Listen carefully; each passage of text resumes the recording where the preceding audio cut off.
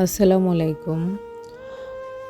আজকে একটা heart cake decoration করে দেখাবো, প্লাস কেকটা ছিল থিম কেক, সাথে কিছু কথাও বলবো।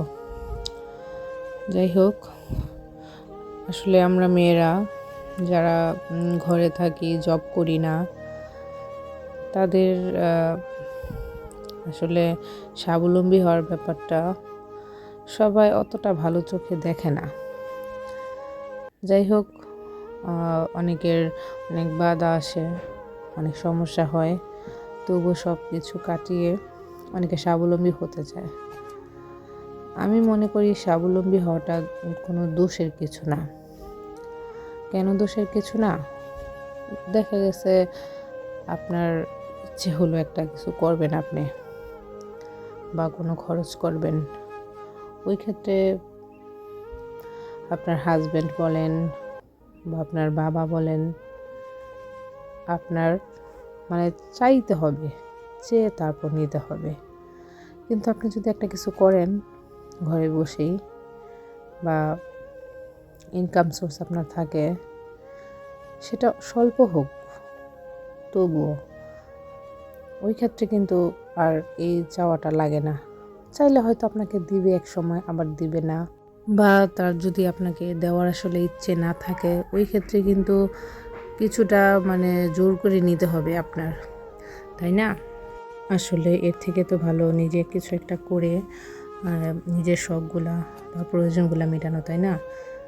এখন এক্ষেত্রে হয়তো অনেকে বলবেন যে কেন নিজের শখ মেটানোর জন্য নিজে পরিশ্রম করতে হবে। আমার মতে আসলে নিজের পরিশ্রমের টাকা বা নিজের উপার্জনের টাকা খরচ করাটার মধ্যে কিন্তু একটা আনন্দ আছে, কারো কোনো কৈফিয়ত নেই, নিজের স্বাধীনতা আছে। তো এই ক্ষেত্রে আমি মনে করি যে এটা করাই সবচেয়ে বেশি ভালো।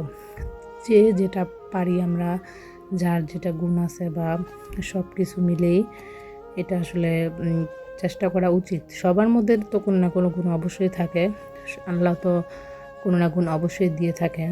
তো এই ক্ষেত্রে সেই গুণটাকে কাজে লাগিয়ে তারপর কাজ করা উচিত আমাদের সবার।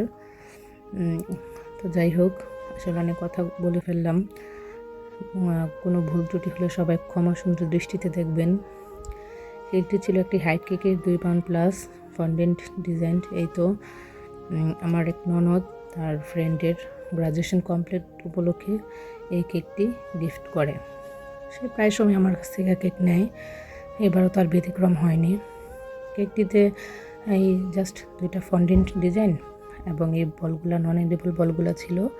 তো আমি এগুলো আস্তে আস্তে বসিয়ে দিলাম। সবাই জানাবেন কেকটি কেমন হয়েছে, এবং যারা এতক্ষণ আমার ভিডিওটি দেখেছেন তাদেরকে অসংখ্য ধন্যবাদ। আর আমার ভিডিওটি ভালো লাগলে অবশ্যই একটা লাইক দিয়ে দিবেন, একটা ফলো দিবেন। ভিডিওটি ভালো লাগলে একটা পেজে শেয়ার করে দিবেন, পাবলিক গ্রুপগুলোতে বা ফ্রেন্ডদের মধ্যে শেয়ার করে দিবেন। সবাই ভালো থাকবেন এবং আমাদের পেজের পাশেই থাকবেন। কেকটির সাথে কয়েকটা কাপ কেকও ছিল। যাই হোক, কাপ কেকটি আমি কেকটির সাথে ম্যাচ করে সাদা ক্রিম দিয়ে ডেকোরেশন করেছি এবং চকো চিপস দিয়ে দিয়েছি, যাতে কেকটার সাথে একটু মিল থাকে, সুন্দর লাগে দেখতে। এই তো, সবাই ভালো থাকবেন, সুস্থ থাকবেন, এবং সবাই আমার পেজটিকে ফলো দিয়ে আমার পেজটির পাশেই থাকবেন এবং জানাবেন সবাই কেকটি কেমন হয়েছে। আল্লাহ হাফেজ।